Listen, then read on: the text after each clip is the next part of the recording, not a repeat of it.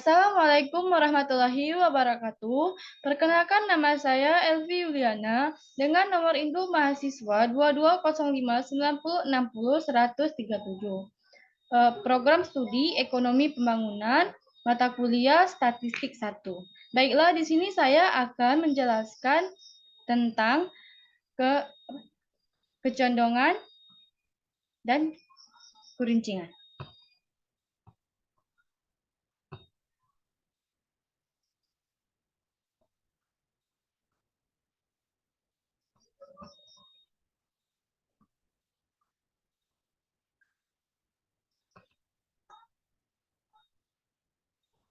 Baiklah, di sini yang pertama saya jelaskan yaitu ukuran keruncingan untuk data yang dikelompokkan menggunakan min.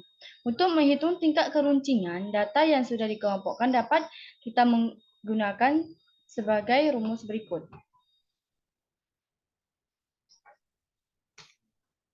Ini rumusnya. Sebagai contoh, kita akan mencari koefisien keruncingan dan distribusi keuntungan per tahun dari 50 perusahaan batik di Yogyakarta. Langkah pertama yang harus dilakukan adalah menghitung min. Selanjutnya, kita hitung deviasi antara masing-masing titik tengah dengan min. Kemudian, kita kuadratkan untuk menghitung deviasi standar. Kemudian, kita pangkatkan 4 untuk menghitung D4 dengan cara memasukkan semua hasil perhitungan dalam rumus sebagai berikut. Pada tabel 3.11, yaitu terdapat perhitungan koefisien kecondongan distribusi keuntungan per tahun 50 perusahaan di Yogyakarta. Seperti kita lihat pada tabel berikut. Tabel berikut terdapat 8 kolom. Yang pertama adanya keuntungan dari 30 sampai 39,9. Yang kolom kedua terdapat frekuensi, yaitu ada 4, 7, 8, 12, dan seterusnya. Yang kolom ketiga terdapat X, yaitu di dalamnya ada 35, 45, 55, 65, dan seterusnya. Yang di kolom keempat terdapat frekuensi, yaitu terdapat 140, 315, 440, dan seterusnya.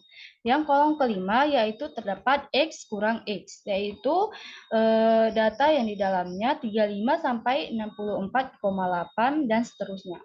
Yang kolom keenam yaitu terdapat X dikurang X yang data di dalamnya 88,04. Yang kolom ke-6 yaitu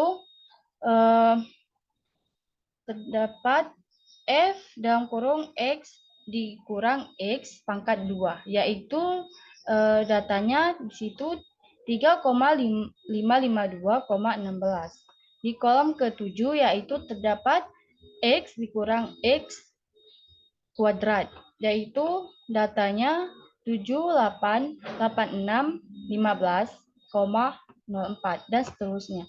Yaitu terdapat juga kolom ke-8 yaitu fx dikurang x kuadrat, yaitu terdapat datanya 3154460,2.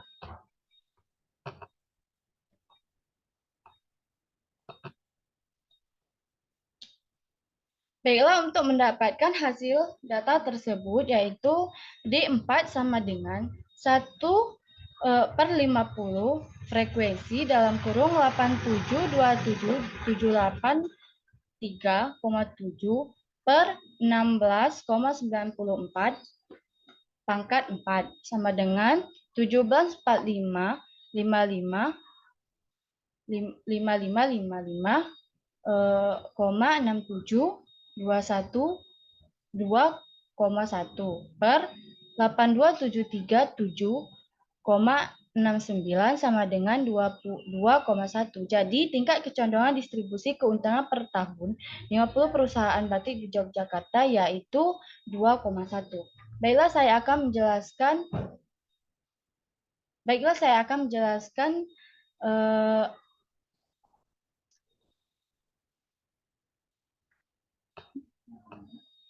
bagaimana data yang di atas dapat dimasukkan ke dalam rumus, yaitu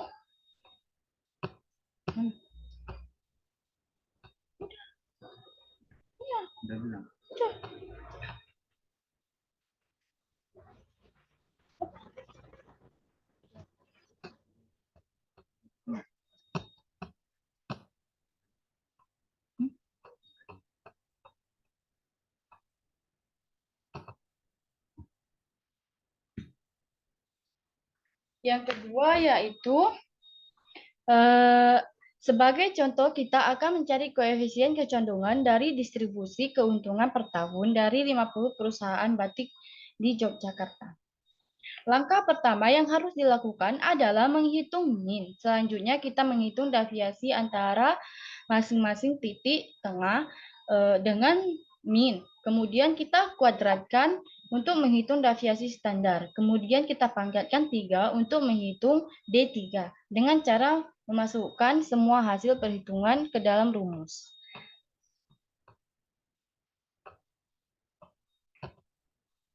Seperti kita lihat di tabel titik 3.8 yaitu perhitungan koefisien kecondongan distribusi keuntungan per tahun 50 perusahaan di Yogyakarta. Seperti kita lihat seperti tabel berikut, yaitu terdapat 8 kolom, yaitu terdapat keuntungan, frekuensi, X, frekuensi lagi, X dikurang X minus.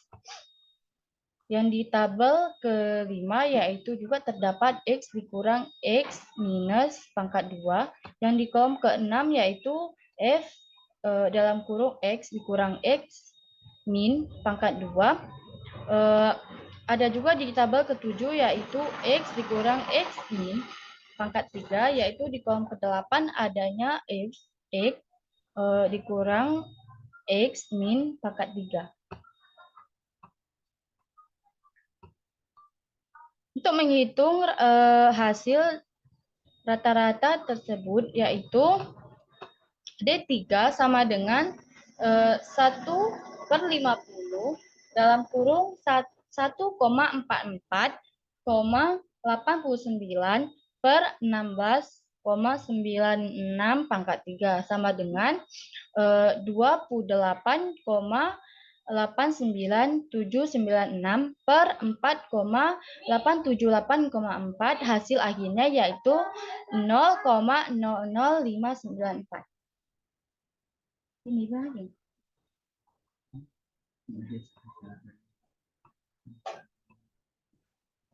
Jadi hasil akhirnya yaitu 0,00594. Sekian, terima kasih. Wassalamualaikum warahmatullahi wabarakatuh.